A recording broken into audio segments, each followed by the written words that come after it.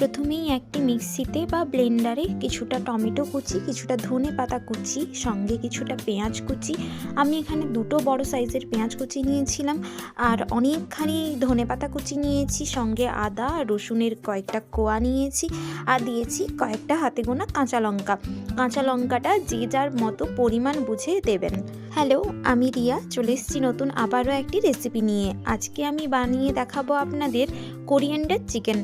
আশা করছি এইটার সঙ্গে প্রায় অনেক মানুষেরাই পরিচিত নয়, তাই একটা ভিন্ন স্বাদের রেসিপি নিয়ে আজকে হাজির হয়েছি আমি।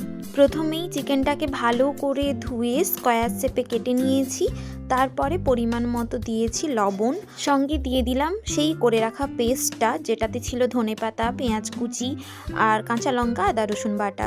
পুরো 2 ঘন্টা ধরে এটা ম্যারিনেশন করে রাখতে হবে। 2 ঘন্টা পরে কড়াইতে তেল দিয়ে একদম সিম্পলভাবে ম্যারিনেশন করা মাংসটাকে ঢেলে দিয়ে জাস্ট নাড়তে থাকুন। ভালোভাবে নাড়াচাড়া হয়ে গেলে যখন মাংসটা ফুটতে থাকবে সাইড থেকে, দেখবেন সঙ্গে ওপর থেকে দিয়ে দেবেন হলুদ গুঁড়ো আর লঙ্কা গুঁড়ো। যে যার পরিমাণ মতো মাংসের পরিমাণ অনুযায়ী এই মশলাগুলো দিতে হবে। ম্যারিনেশনের সময় শুধুমাত্র লবণ দিয়েছিলাম, তাই এখানে লঙ্কা গুঁড়ো আর হলুদ গুঁড়োটা অ্যাড করেছি। চিকেন আমাদের প্রায় কমপ্লিট, শেষের পথে।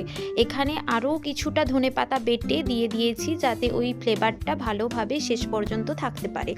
আমার মাংস রান্না করা রেডি, এখানে নামিয়ে নিচ্ছি। একদম চটজলদি 5 মিনিটের একটা রেসিপি।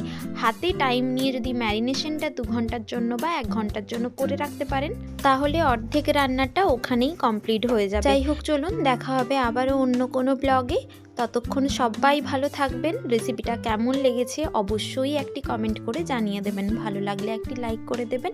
দেখা হবে নেক্সট ভিডিওতে। টাটা।